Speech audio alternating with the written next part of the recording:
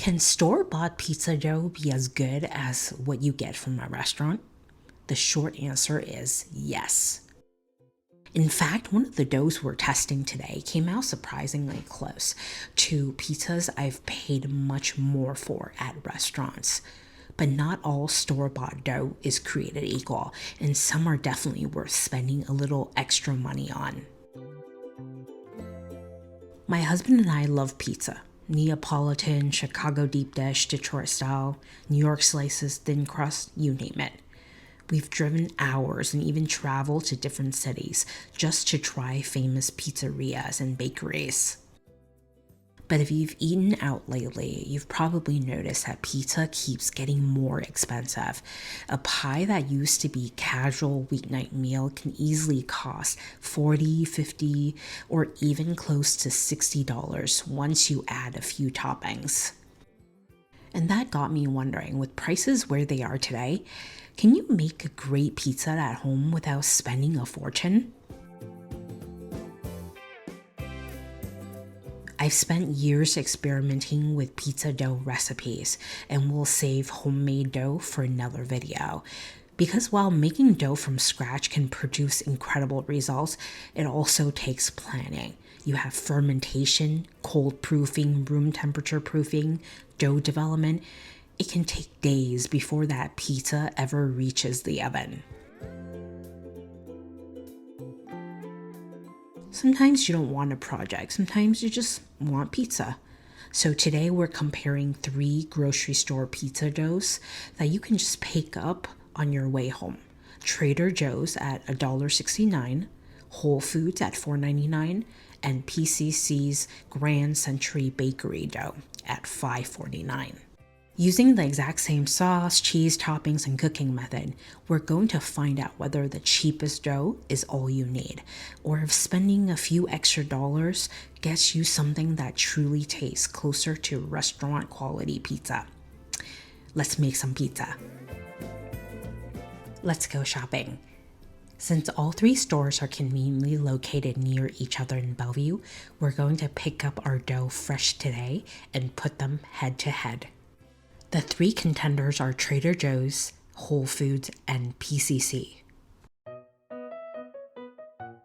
Now, even though we're testing pizza dough today, Trader Joe's is actually one of my favorite places to shop for pizza toppings. The portions are reasonable, the prices are affordable, they always seem to have something fun and unique. Maybe you want to experiment with a different cheese or try a specialty salami or add an unusual topping without committing to a giant package. Trader Joe's is great for that. Whole Foods also carries a solid selection of cheeses and cured meats and pizza ingredients, although prices tend to be a little higher. PCC is similar in that regard. They carry a lot of locally sourced ingredients and interesting specialty products, but again, you're paying a premium. Before we can compare these doughs fairly, we need to treat them exactly the same. Since I'm making 12-inch pizzas in the Unival 2, I'm dividing each bag into 3 portions. If you want perfect consistency, weigh the entire dough, divide by the number of pies you want to make with that ball, and weigh each dough ball individually. For today's experiment, close enough is close enough. One thing I do want to emphasize is being gentle with the dough. These doughs already contain developed gluten and fermentation activity, so inside are tiny pockets of gas created by the yeast, and those pockets eventually become the airy crumb structure in the finished pizza. Instead of aggressively kneading, carefully remove the dough from the bag. If it's packaged in plastic, I like cutting the bag open so I don't tear or degas the dough unnecessarily. Using a bench scraper, divide the dough into portions, then shape each piece into smooth dough balls. You can do this by folding the edges underneath or rotating the dough against your work surface to create surface tension. What you're looking for is a smooth kind of exterior. This step helps the dough proof more evenly and gives the pizza better structure later on. For this test, I actually froze the extra dough balls because I'm not eating 9 pizzas today. If you're feeding a family or making larger pies, you may choose to use the entire bag instead. One thing I immediately noticed is that all 3 doughs had surprisingly good gluten development. They stretched easily, resisted tearing, and were really forgiving. For store-bought dough, that's actually really impressive.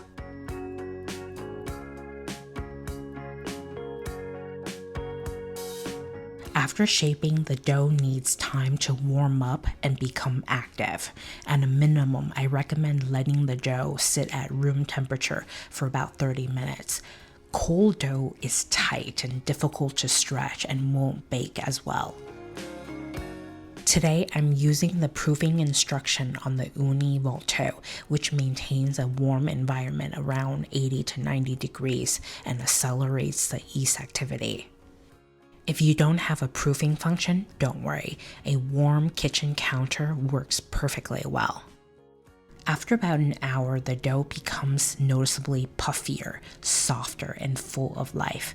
And once you reach that point, try not to disturb it too much. Those beautiful air pockets are exactly what you're trying to preserve. While the dough is proofing, let's make the toppings.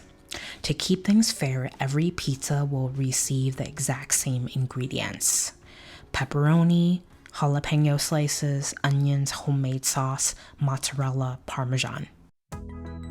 For the sauce, I'm keeping things simple. A can of San Marzano tomatoes blended with salt and a little bit of garlic powder. No cooking, no reduction, no complicated recipe really, just bright tomato flavor that lets the dough remain the star of the show.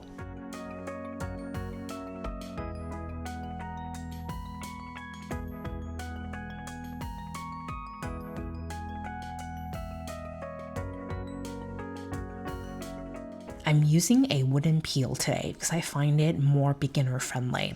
Before loading the pizza, give the peel a little shake. Now comes the fun part. Dust the dough lightly with flour and use a bench scraper to lift it onto your work surface. Using your fingertips, gently press from the center outwards while leaving about an inch around the edge untouched. The untouched ring becomes a crust. The goal isn't to push the air out. The goal is to guide the air toward the outer edge where it will create a light and airy cornichon. Once the disc begins to widen, drape the dough across your knuckles and gently rotate it. Gravity does most of the work.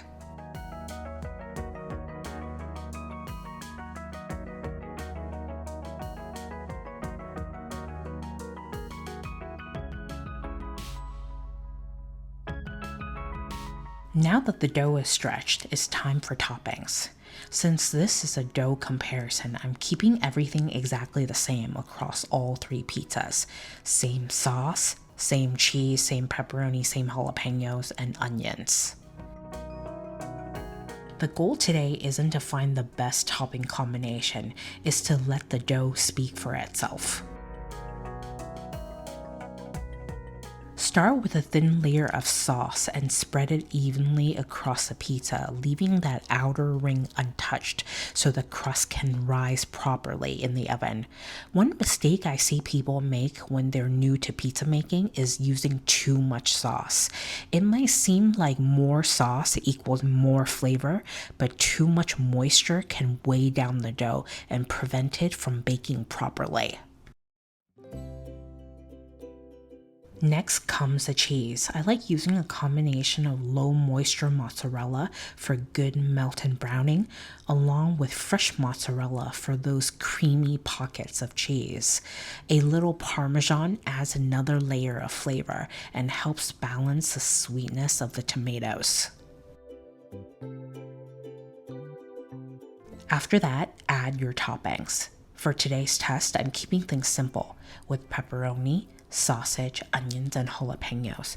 Enough toppings to make a good pizza, but not so much that they overwhelm the crust. Think of toppings as seasoning the pizza rather than burying it. If you've ever wondered why restaurant pizzas often taste so balanced, it's usually because they're surprisingly restrained with toppings. The dough, sauce, cheese, and toppings all get a chance to contribute instead of competing with each other. The pizza should slide freely. If it doesn't move now, it definitely won't move later.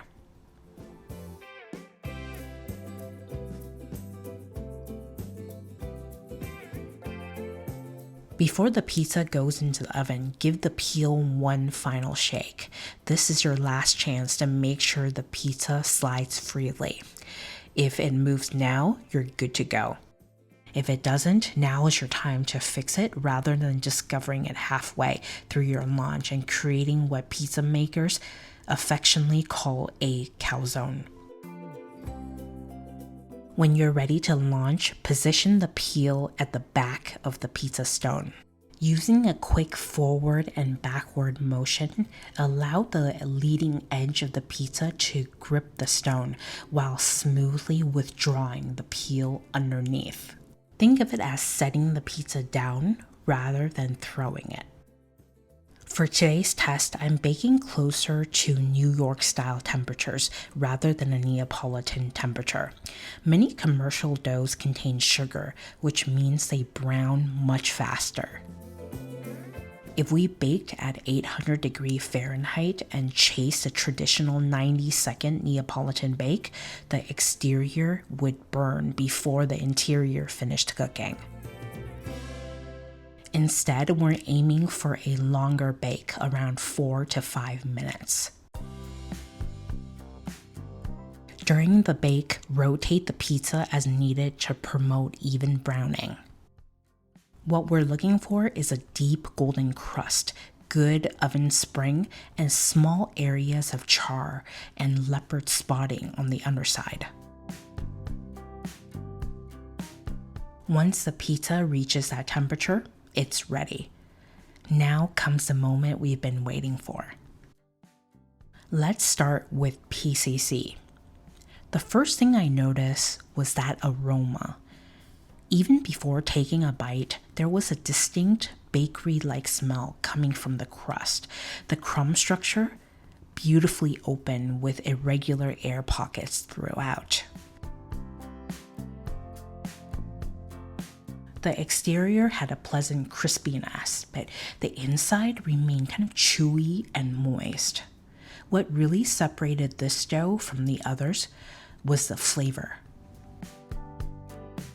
There was a deeper wheat characteristic and a subtle kind of grain complexity that reminded me of freshly baked artisan bread. The crust wasn't just a vehicle for toppings.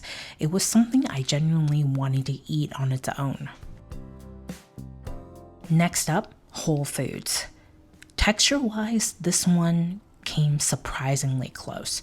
The crumb structure was excellent, the chew was there, and the crust developed a very nice, crispy exterior.